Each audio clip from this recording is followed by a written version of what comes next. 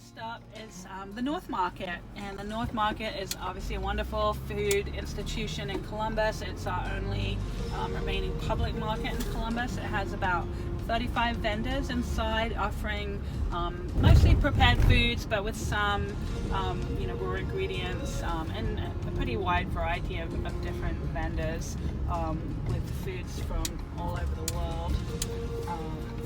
And homegrown, Ohio-grown businesses like Jenny's Ice Cream as well.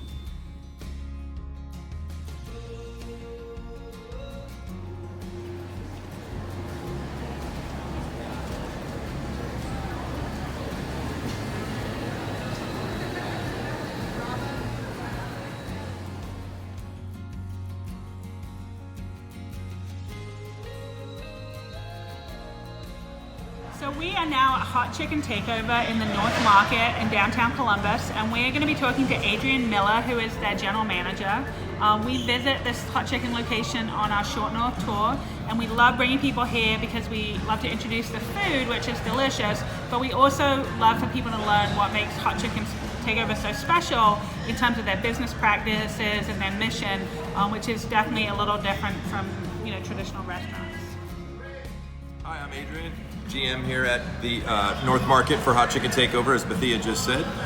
When the tours come in, we usually try to group them together and talk to the group and just have a little bit of fun with them and explain what else is going to go on with the tour. And we break down the food that's in the box, what we're serving the guests. We kind of explain Nashville hot chicken for people who haven't been to Nashville before. We talk about the sides that we have, that everything's made in-house. We talk about our ranch. We've got house-made ranch with a ton of buttermilk in it that people love, and talk a little bit more about the menu, and if people really enjoy the food and they want to come back, we explain the other options that we have for them. And then, as Bethia mentioned, we certainly talk about our HR policy. We look at things a little differently. We're a fair chance employer. We believe in giving people an opportunity to get back at work who have maybe faced some barriers to employment in the past. Maybe they were homeless for a spell, maybe they were incarcerated, whatever barrier they may have that's been a problem for traditional employers. And so we feel very passionate about that. That's our HR strategy, and that's what we believe in, and that's pretty much why we founded this company. A lot of things you do on the back end, to support the Sure. workers that is a little different. Like, you can't just be like, oh, we're going to give you a chance, Right. and then Right. expect them to succeed without Sure. support. One of the great things that we believe why this HR policy is a good thing and why it works, how we know it works. Our retention rate here, our turnover rate is about 1/3 of a traditional fast casual restaurant. And so we know we're on to something. We've had people say it's a charity act or a novelty, but we know that what we're doing works. And so when we add new restaurants and as we grow, we know this is a scalable thing that will help the community and also help these folks as they re-enter society or as they try to get back on their feet and contribute to the community. With being a fair chance employer, there's certainly some different benefits that we have. And so we, as a small company, we don't necessarily have a 401k yet. We certainly will as we get bigger. That's the goal. But so we offer a match savings program for people that are saving for a laptop if they're going back to school or any type of life-changing event where they're trying to save up some money. Maybe they're going to buy a car, maybe their wedding expenses, anything like that. And we'll match savings with people to try and keep them away from predatory lenders out in the community. We have a lot of HR benefits and again, things where we're just sitting down and talking to the team and making sure that the team has that stability and that strength, knowing that we're here to support them and we're with them, and it's not just a job. We want people to be successful in and outside of the restaurant. One of the things we definitely want to focus on is our culture. We don't want to lose that culture as we grow. We don't want to get too big and lose what we had when we started. And so one of the things we spend a lot of time on is talking about our values. We have a core set of values as a company, and so we try to integrate those into our daily conversations.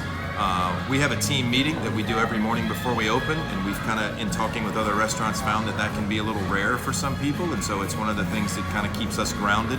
It gives us an opportunity to sit down before the restaurant opens and talk about yesterday, today, and then tomorrow. What's coming up? What type of party food orders or catering orders do we have coming up? How did yesterday go from a sales perspective and from a team perspective? And so that team meeting is a big part of our culture that we do every day. It's called our all hands meeting. One of the things we definitely do, if you've ever been to a Hot Chicken Takeover, we have our tables set up more like a family reunion, kind of communal tables, as you can see from the from the camera there. We want to create a sense of community in the restaurant. We want people to come in and sit down and talk, and so we don't expect you to make a new best friend, but maybe you have a really cool conversation over lunch that you wouldn't have had otherwise if you had just sat down with the folks that you came with for lunch. And so that's a thing that's going to spread as we open new locations. That will help with our culture because we're still going to have that vibe in each of the restaurants where we want people to come together.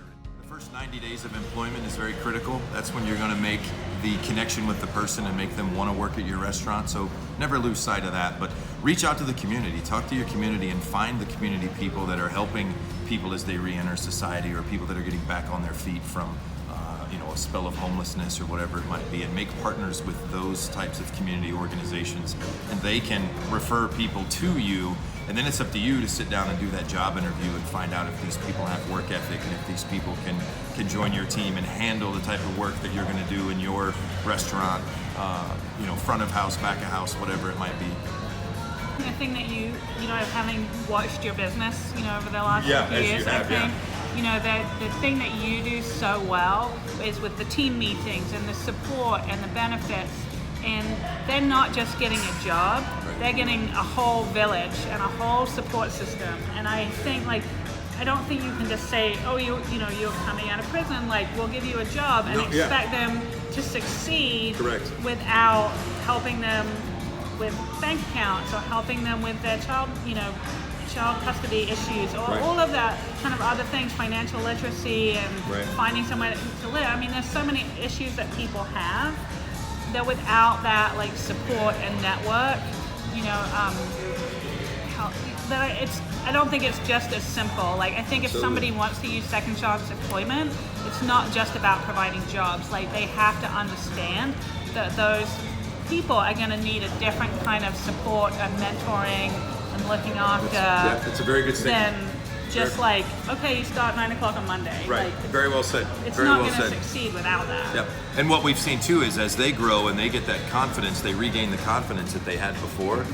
Those benefits they're still there and available. They're not as necessary because the people are back on their feet and they have confidence again. And now there's some money in their bank account, and they're thinking about buying a car, or they're thinking about getting their own apartment, or whatever the situation might be.